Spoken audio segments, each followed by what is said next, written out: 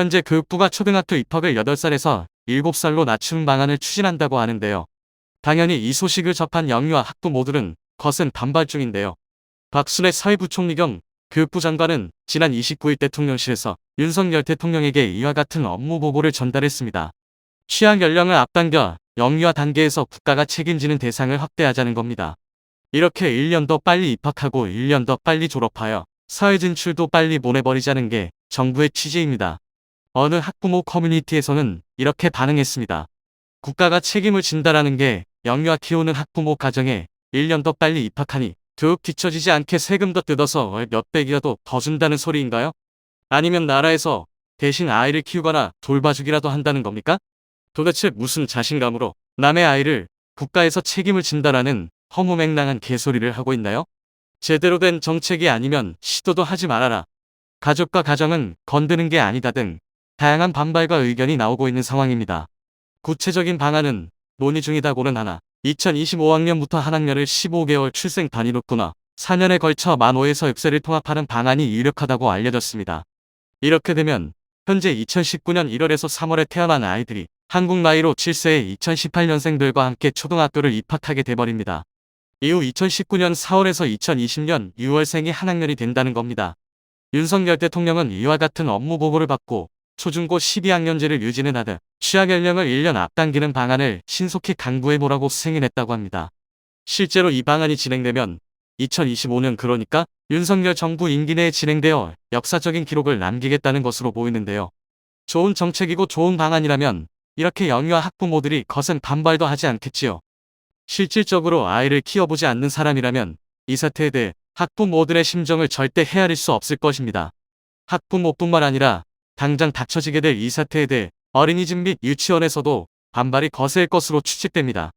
어린이집과 유치원을 합계 통합으로 운영하는 유치원에선 7세까지 아이들을 교육시키며 졸업을 시키고 8세 초등학교를 입학하게 되는 구조입니다. 이 구조를 정부가 깨버린다는 것인데 당연히 유치원 측에서도 이제는 6세반까지만 교육료를 받을 수 있으니 반발이 거셀 수밖에 없을 것으로 보입니다. 정작 문제는 따로 있다는 것입니다. 많은 영유아 아이들은 각각의 성장 속도가 다르다는 것에 초점을 두고 이 방안 추진에 대해 깊은 고심을 했어야 한다는 것입니다. 아이들은 자라나는 환경도 각각 다르며 성장하는 속도도 각각 틀리기 때문에 어떤 아이는 또래보다 키가 크거나 작거나 또는 말을 더 빨리 터득하거나 늦거나 행동에 문제가 있는 등 다양한 문제들이 있습니다.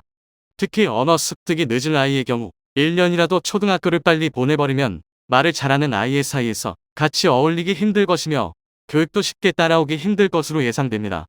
더불어 여기에 대소변도 못 가리는 아이들은 초등학교에서 기저귀를 차고 다녀야 할 상황이 생긴다는 것입니다. 현재 실제로도 이러한 아이들은 종종 있는 것으로 한 커뮤니티에서 알려져 왔습니다. 이런 경우 당연히 초등학교 선생님이 똥오줌을 가려줘야 할 상황이 생기게 되고 말이 어눌하고 잘 못하는 아이들을 대상으로 교육이라는 교육을 해왔자 내가 지금 유치원 선생님인지 학교 선생님인지 선생님으로서 분명한 회의감이 생길 것으로 추측됩니다. 유치원과 초등학교는 1년이라는 차이가 있지만 그 차이는 실질적으로 어마어마한 차이가 있다는 것입니다. 정부는 왜 이러한 속내는 전혀 고려하지 않은 채 말도 안 되는 시나리오를 짜고 있을까요? 저출산과 고령화로 인한 다양한 문제를 왜 이런 식으로 풀이를 하는지 도저히 납득이 안 간다는 게 학부모들의 입장입니다. 그야말로 현재의 영유아 학부모들은 실험용 쥐가 된 기분이라고 합니다.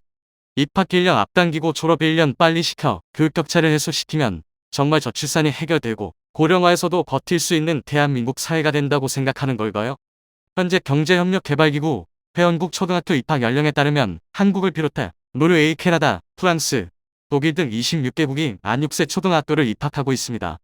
그중 교육 생태가 뛰어난 스위스, 스웨덴, 핀란드, 헝가리 등 8개국은 만 7세에 보내고 있습니다. 나라마다 사회적 흐름과 환경이 다르기 때문에 타국의 현실을 모방할 필요도 없으며 말 그대로 그 나라의 생태에 맞는 환경을 구축해주는 게 정부의 몫이라고 생각합니다. 마지막으로 한국처럼 경쟁이 심하고 교육열이 심한 나라에서 그 근본적인 문제가 무엇인지 먼저 헤아려보는 것이 우선이라고 생각하며 저출산이든 고령화든 이러한 문제를 풀이할 때 실질적으로 국민들에게 피해가 가지 않는 선에서 정책을 마련해야 한다고 생각합니다. 문제 발생 지점은 따로 있는데 엉뚱한 데서 해법을 찾고 있는 현실이 안타까울 뿐입니다. 정부는 국민의 소리가 들리지 않는다면 직접 현장에 나와서 발품을 팔아보는 건 어떨까요? 탁상 정책은 늘 수십 년간 모든 정부들이 해온 손쉬운 정치 스타일이었습니다. 이제는 실질적으로 도움이 되는 정부가 필요할 때라고 생각합니다. 오늘 소식은 여기까지이며 도움이 되셨다면 구독과 좋아요 부탁드립니다.